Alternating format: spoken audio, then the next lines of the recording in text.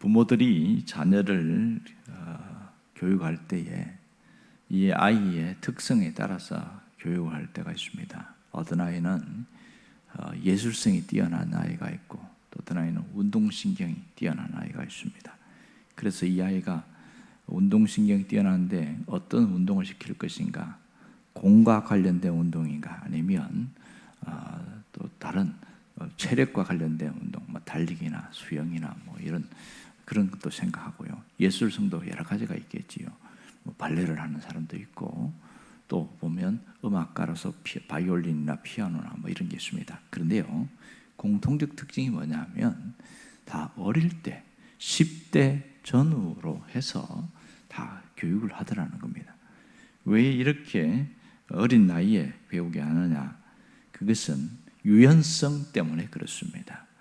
이 어린 나이에는 생각이 유연하고 몸이 유연하고 무한정으로 흡수할 수 있는 능력이 있기 때문에 뭐든지 전문성을 가르치려면 어릴 때에 배우게 해야 된다, 그렇게 얘기를 합니다. 나이가 들어서 뭔가를 새로운 걸 하려고 하면 가끔 성공하는 사람이 있긴 하지만 나이가 들면 일단 굳어진다는 겁니다. 머리가 굳어지고 몸이 굳어진다는 거예요. 그래서 굳어진 상태에서는 코치가 아무리 잘 가르쳐도 잘 안 바뀐다는 거예요. 몸이 굳어진 상태에서는 몸이 안 바뀐다는 거예요. 그래서 오랜 시간이 걸리고 또 생각이 굳어지면 그 굳어진 생각 때문에 이 변화가 굉장히 느리다, 그렇게 얘기했어요. 나이가 들어서 배우는 사람은 절대로 프로페셔널 할 수 없다, 프로가 될 수 없다, 그런 얘기합니다. 그래서 아마추어에서 멈추더라, 이런 얘기를 합니다. 여러분, 이것은 신앙에서도 마찬가지입니다. 신앙에도 보면 신앙생활에는 생물학적 나이가 있고 영적 나이가 있습니다. 나이가 들어서, 생물학적 나이가 들어서 신앙생활하는 사람들 중에 훌륭한 사람들이 있지만 또 나이가 들어서 믿은 사람들은 잘 안 바뀌는 성향이 있다는 겁니다. 자기가 30년이든 40년이든 50년이든 살아온 세월 때문에 그 생활 방식이 굳어 있기 때문에 하나님의 말씀에 대한 수용성이 잘 안 된다는 겁니다. 왜냐하면 자기 생각이 너무 강하다는 거예요. 하지만 영적 나이, 아무것도 모르는 영적 나이가 어린 상태에서는 이 말씀을 받아들이는 수용성이 뛰어날 때는 생물학적 나이가 들어도 사람이 변하더라, 이렇게 얘기합니다. 처음 믿었을 때에 말씀에 대한 태도에 따라서 사람이 달라지는 것을 볼 수 있습니다. 하지만 오래 믿은 사람 중에서도요, 변하는 사람이 있는데 그 사람은 어떤 사람이냐면 말씀에 대한 자세가, 수용성이 굉장히 뛰어난 사람이라고 합니다. 오늘 말씀은 바로 이걸 이야기합니다. 말씀에 대한 태도에 대한 얘기를 4장 전체에서 얘기를 하고 있습니다. 그중에 오늘 첫머리인 4장 1절을 읽었습니다. 아들들아 아비의 훈계를 들으며, 이렇게 이야기합니다. 여기 보면 아들들아 이렇게 말합니다. 여기 아들들은 누구를 말하느냐는 거예요. 오늘 이 잠언을 쓴 솔로몬이 하는 말인, 솔로몬이 자기 자식들에게 하는 얘기인가, 아니면 다른 사람에게 하는 얘기인가, 여기에 대한 의문점이 있는 것이죠. 그냥 일반적으로 말하면 되지 왜 굳이 아들들아 이렇게 표현을 했을까요? 이게 자기 자식만이 아닌 모든 사람에게 표현한다면 이렇게 아들들 하는 이유가 있을 필요가 있단 말입니다. 이것은요, 아직 신앙이 성숙되지 못한 사람들에게 하는 말입니다. 물론 생물학적 나이가 어린 사람도 포함되지만 신앙이 완전히 성숙되지 못한 사람들이 지금 잘, 내가 하는 말을 잘 듣기를 바랍니다, 그런 뜻으로 하는 게 아들들아 하는 표현입니다. 이 4장에서 보면 아들들아 하는 표현이 3번 나오는데 1절에서 아들들아 나오고 또 10절에서도 보면 내 아들아 들으라, 이렇게 들으라고 얘기합니다. 그리고 20절에도 보면 내 아들아 내 말에 주의하며 이렇게 얘기합니다. 그리고 귀를 기울이라고 이렇게 하고 있습니다. 그러니까 잠언 4장에서 일관되게 하시는 말씀은 하나님의 말씀의 가르침에 대한 태도를 이야기하고 있습니다. 그래서 이 말씀을 우리 인생의 중요한 것으로 받아들이고 잠시라도 이 가르침을 떠나지 말라. 이게 핵심입니다. 그래서 아비의 훈계를 들으며 이렇게 말했습니다. 이 아비의 훈계를 들으며, 이것은 아비는 인생을 다 산 사람을 말하는 것이 아니라 지금 하나님이 말씀하신다는 거죠. 내가 돌아보니까, 인생을 돌아보니까 이 모든 것이 하나님이 오늘 나에게 정말 중요한 교훈을 주었는데 그걸 잘 들으라 그러면서 이야기합니다. 여기서 훈계라는 말을 잘 주의해야 됩니다. 이 훈계라는 것은 단순한 그냥 따독이는 말이나 그런 게 아니라 잘못된 길로 간 것에 대해서 9번 길로 가는 것에 대해서 바로 잡는 말이라고 할 수 있습니다. 그러니까 우리 식으로 표현하면 뭔가 잘못했을 때에 야단을 치는 것이고요, 틀어졌을 때에 바로 세우도록 하는 것을 훈계라고 말하고 있습니다. 여러분, 아비의 훈계를 들으며 명철에 주의하라 이 얘기를 하고 있습니다. 이것은 앞으로 우리가 인생을 살아가면서 하나님의 말씀을 그냥 사소한 지식 배우는 것처럼 그렇게 하지 말라는 거예요. 인생에는 다양한 길이 있습니다만은 내가 이 말씀을 얼마나 어떻게 받아들이느냐에 따라서 삶이 달라진다는 겁니다. 말합니다. 때로는 이 말씀을 사람들은 가려서 듣는 경우가 많습니다. 특별히 생물학적 나이가 많으면 많을수록 잘 안 받아들인다고 그래요. 나이가 80이 된 사람들은 자기 인생의 경험이 훨씬 강하기 때문에 말씀에 대한 수용성이 굉장히 낮다고 이야기합니다. 그래서 뭔가 은혜 받았다고 하는데 돌아보면 하나도 안 바뀌어 있어요. 여기서 안 바뀌었다는 것은 뭐냐면 자기 생각이 안 바뀌었다는 겁니다. 가장 안 바뀌는 게 뭐냐면 생각이에요. 여러분, 신앙이 좋은지 안 좋은지는 뭘로 알 수 있는지 아세요? 그 사람이 하는 말을 들어보면 알 수 있습니다.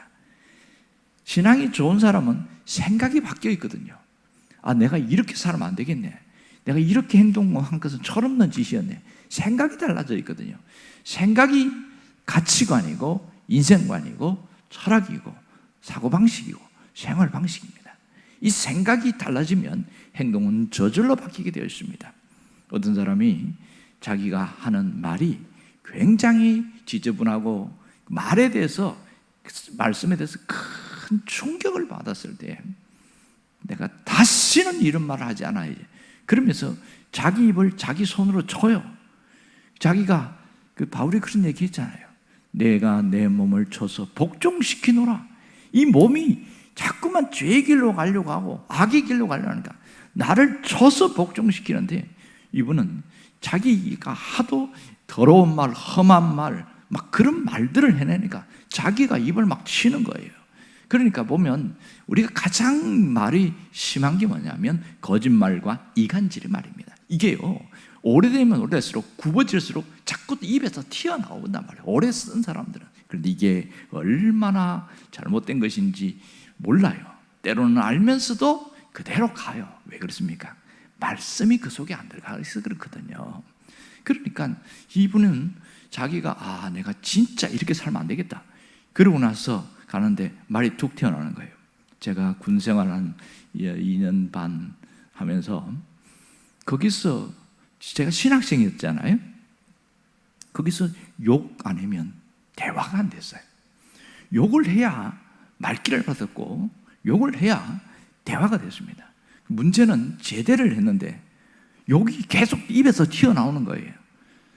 학생들을 가르치는데 조금 말 안 들으니까 군대에서 그 배운 습관이 있어갖고 욕이 그대로 튀어나오는 거예요. 그랬더니 선생님들이 깜짝 놀라는 거예요. 전도사님 왜 욕을 자꾸 하지? 나도 너무 놀란 거예요. 이 앞에서 욕하면 안 되잖아요. 일상화되어 있던 그것이 몸에 배가지고 이 군대 물이 안 빠져가지고 이게 그렇게 해가지고 막 회개도 해보고 금식도 해보고 별짓을 다 했는데 이 물을 빼는 게 얼마나 어려운지 제가 몸소 체험한 적이 있습니다. 싹싹 빌면서 죄송하다고 제가 입에서 몸 배가지고 변명 아닌 변명을 해가면서 하는데요. 여러분, 인생을 살면서 내가 아니다고 생각하는데 뭐 대수롭지 않게 생각하는 이것이 말씀에서 부대낄 때에 딱 치면 수용하는 사람은요, 인생이 달라집니다. 하지만 말씀은 말씀이고 내가 살아가는 건 삶이고 그렇게 살아가는 사람들은요, 아무리 하나님의 말씀을 들어도 다 빠져나가고 1%만 남아있어요. 그래서 잘 안 바뀌는 경향이 많습니다. 왜 그럴까요? 내가 내 인생의 주인이라고 생각하기 때문에 그렇습니다. 말씀의 수용성이 낮은 사람들은 대부분 대화를 해보고 상담을 해보면 자기가 인생의 주인으로 되어 살아갑니다. 예수 믿을 때 우리가 이런 얘기 하잖아요. 여러분, 신앙 고백에서 두 가지를 이야기합니다. 하나는 예수님이 나의 구원자이심을 믿습니까? 여기는 100% 아멘합니다. 여기서 끝이에요. 대부분 여기서 끝납니다. 그런데 진짜는 예수님이 내 인생의 주인이심을 믿습니까? 말로는 아멘 하는데 내 생각과 내 삶과 내 정신은 아멘을 안 하는 거예요. 내가 살아온 내 삶이 내 주인이니까 모든 것을 내가 결정하고 하니까 여기서 문제가 생기는 겁니다. 예수를 믿는다는데 그 어떤 분이 쓴 책을 제가 읽어보니까 많은 신자들이 반쪽 복음을 가지고 살아간다는 거예요. 예수님을 나의 구원자로만 믿고 있지 나의 주인이라 고백하지 않는다. 그래서 잘못된 길로 가고 있는데도 자기가 잘못된 길인지 모른다, 이런 얘기를 하는 거예요. 제가 그걸 보면서 깜짝 놀랐거든요. 저는 젊을 때에, 그러니까 한 20대에 이 얘기를 해준 사람이 없었거든요. 그래서 제가 내가 잘못 예수를 믿었구나. 그때부터 예수님이 내 인생의 주인입니다 고백하는데 이게 안 바뀌어요. 안 바뀌어. 처음 예수 믿을 때부터 그렇게 수용성을 가지고 살았어야 바뀌지. 뭐 그냥 예수 믿으면 뭐 교회 와서 말씀 듣고 찬송 부르고 기도하고 뭐 그러면 되지. 뭐 내가 생활해서도 뭐 예수님께 물어봐야 된다는 둥, 뭐 예수님 주인이라고 고백한다. 이건 뭐 생소하고 낯선 거예요. 얼마나 어려운지 몰라요. 목사가 된 지금도 어려워요. 왜냐하면 처음 믿을 때 그렇게 안 배웠거든요. 여러분, 오늘 아들들아 할 때는 신앙이 덜 성숙한 사람들이 하는 말입니다.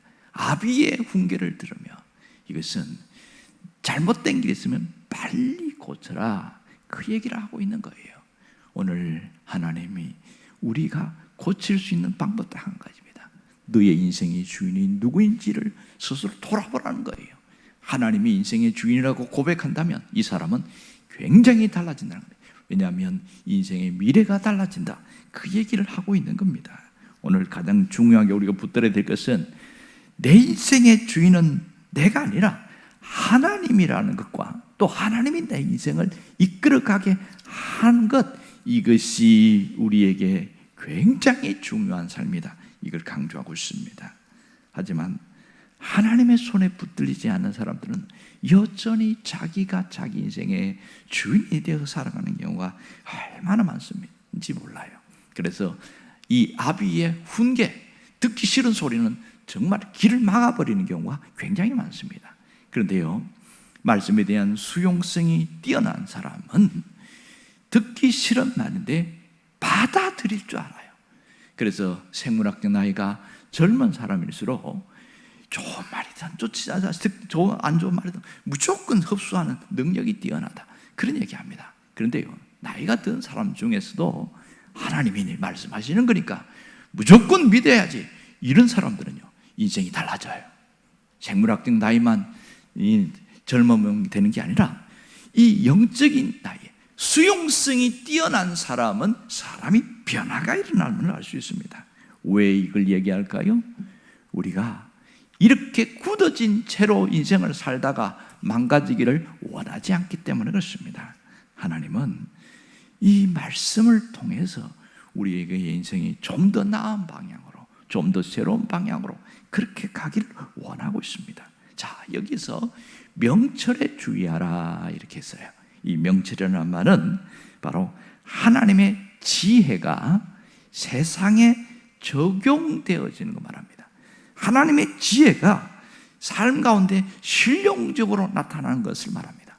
사람들은 하나님의 말씀과 세상의 지혜에 대해서 대립적으로 생각하는 경향이 굉장히 많습니다. 그래서 성경은 알아야 되지만 세상의 지혜가, 지식이 많아야 이 세상을 잘 살아갈 수 있다, 이렇게 대립적으로 생각하고 있는데, 여기서 명철은 그게 아니라는 거예요.